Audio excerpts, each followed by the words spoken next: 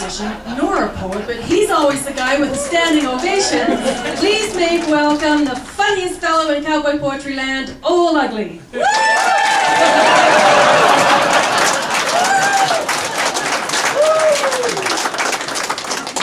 Look at this old hat, man. When I threw it down so hard one time, the sweatband come out. But I love this old hat, so I duct taped it back in. And I had it on one time, and me and my older brother Blue, we were up in the field, we were riding around. All of a sudden, this here big fancy car pulled up.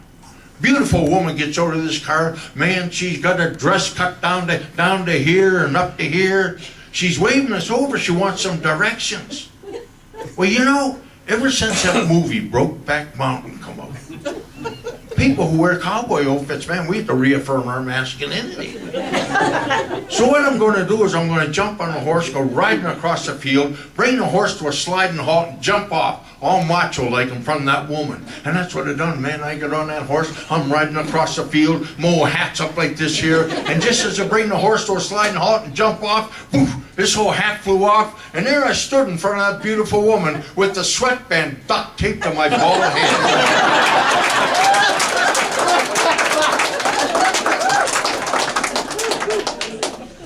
After we give the woman some directions, my older brother Blue said, let's ride down into town. I said, okay, so we rode down into town. He said, let's go over to the bar and have a few drinks. I said, okay, so we went over, tied the horses up outside, went in, we're having a few drinks.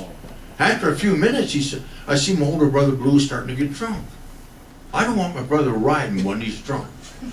So when he wasn't paying any attention, I sneaked outside, took the saddle off this horse, turned it around and put it on backwards. It took my brother an hour and a half to ride the mile and a half home. He's getting off the horse. My 86-year-old Aunt Tilly, she comes out, she sees he's drunk, she reaches in and grabs the rolling pin, he sees the rolling pin and he says, you'll never guess what happened to me.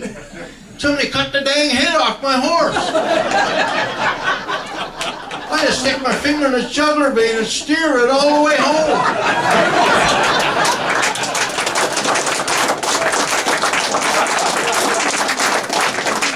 Aunt Tilly, pillar of the community.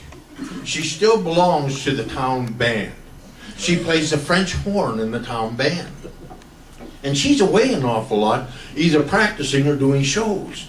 And I'm away an awful lot doing this here sort of stuff. My older brother Blue has never been married, and he still runs a farm.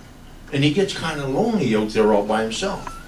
So what he decides to do is start a petting zoo. And he buys a wild-eyed mule and some chickens and stuff like that. And I'm home for a couple of days. He said, listen, he said, I want you to look after that mule. I'm going away to see if I can find some more exotic animals. So I'm out in the yard and I'm looking at the mule, and all of a sudden Hank Strum, the fellow who runs a 2-car ferry down at the river, he comes up. He wants to belong to the school board, and he wants me to vote for him.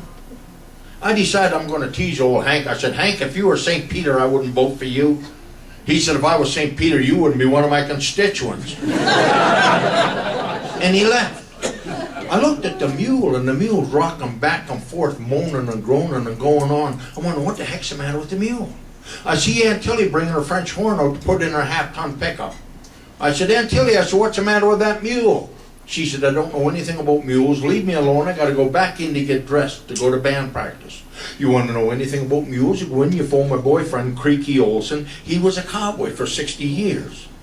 I won't run in the house, I phone no Creaky. It's a Creaky. I said, the mule's outside rocking back and forth, moaning and groaning and going on. What the heck's the matter with him?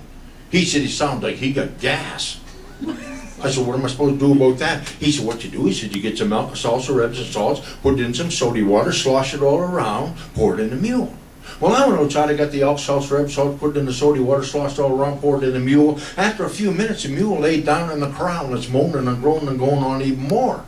I went running back in the house. I phoned up Creaky. I said, Creaky, you idiot, I did what you told me to do, and I sat down. The mule's out there laying on the ground, moaning and groaning and going on even more. He said, tell me exactly what you've done. I said, I went outside, I got the elk sauce, ribs, sauce, put it in the soda water, sloshed all around, lifted the mule's head and poured it down his throat. He said, wrong end. He said, you got to put it in the other end. I went outside, I moved the mule's tail, looked at its other end. I run back in, phoned up Creaky. It's a Creaky. I said, how am I supposed to pour that stuff in a horizontal hole? He said, well, you're going to have to get a funnel and a hose. Well, I went outside, I'm looking for a funnel and a hose. I can't find a funnel and a hose. I'm just about to give up and ran past Aunt Tilly's half-ton pickup. There in the front seat was the answer to my prayer. Her French horn. I grabbed hold of the French horn and come over to move the mule's tail. I rammed that French horn right up that mule's exhaust pipe. I got the elk sauce, rib sauce, put it in the soda water, sloshed all around, poured in that there French horn. After it disappeared, I grabbed hold of the French horn, tried to get it out, but I couldn't get it out. It was stuck. I'm running back in the house. I phoned up Creaky. I said, Creaky, for God's sakes, they used Aunt Tilly's French horn to pour that stuff into the mule. Now I can't get it out. It's stuck. He said, what happened? I said, I think the mule puckered. He said, don't worry. He said, after a while, the mule will relax and unpucker. He said, then you'll be able to get it and put it back in Aunt Tilly's half-ton pickup. But get outside and watch that mule. Make sure he's all right. I don't know, I jumped up on a crawl. I'm watching the mule. All of a sudden, that gas started to let loose. That first blast was a high C, and that French horn, that mule jumped up and started trotting around the crowd. Next blast was a B flat, and the mule cleared the fence and started heading for the river. Old Hank Strum's down there in his ferry. He got a deal with the milk truck driver. The milk truck driver wants to go across the river, he'll blow in his air horn. He heard that mule blasting on that French horn. He thought it was a milk truck driver. He started pulling his ferry across the river. He got about halfway across, and the real milk truck driver blew in his air horn. Confused Hank all to hell, he just stopped dead in the middle. And the milk truck and the mule hit the river at the same time. All the sloshing around, the mule unpuckered. I was able to grab hold of the French horn, put it in Aunt Tilly's half-ton pickup just before she went to band practice. And old Hank Strum lost the election by one vote. If you think I'm voting for anybody can't tell the difference between milk truck's air horn and the mule's fart, you're crazy.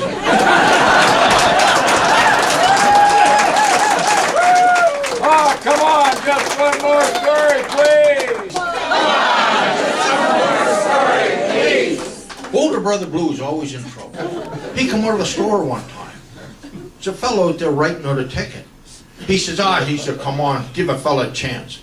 Guy finished writing out the ticket, puts it on the windshield. Blue called him a long streak of misery. Fellow walks around, he looked at the bald tires, writes out another ticket, puts it on the windshield. Blue called him a pencil neck. Fellow looked at the cracked windshield, writes out another. Blue said, this went on for 20 minutes. Man, that whole windshield was covered with tickets. I said, good God, Blue, how much is this going to cost you? He said, I don't know, it wasn't my car.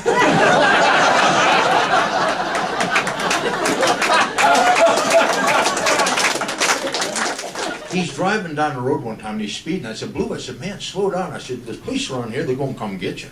He said, you let me do the driving. Sure enough, we're pulled over the side of the road. Police officer said, can I see your license? Blue says, I ain't got a license, I lost it for drunk driving. He said, you lost it for drunk driving? He said, can I see the registration for this car? He said, I ain't got a registration, I stole this car. He said, you stole a car? He said, who'd you steal a car from? Blue said, I don't know, I think her name was Smith. I think that's the name I saw in the glove compartment when I put my gun in there. He said, you got a gun in the glove compartment? Blue said, yeah. He said, what do you think I used to shoot the woman I stole the car from before I stuffed her body in the trunk? He said, you got a body in the trunk? He ran back to his police cruiser. Man, pretty soon we're surrounded by the police. Here comes the chief of police. He knows my older brother Blue. He says, can I see your license? Blue gave him the license. He said, well, that's valid. Can I see your registration? Blue gave him the registration. He said, well, that's valid. His officer said, you got a gun in the glove compartment. Oh, open up the glove compartment. Blue opens up the glove compartment. There ain't no gun in there. He said, my officer said, you got a body in the trunk. He said, get around and open up that trunk. Blue walks around and opened up the trunk. There ain't no body in there. He said, my officer said, you never had a license because you lost for drunk driving. He said, you never had a registration because you stole a car. He told me you had a gun in the glove compartment and a body in the trunk. Blue said, yeah, and I bet you the lying booger told you I was speeding too.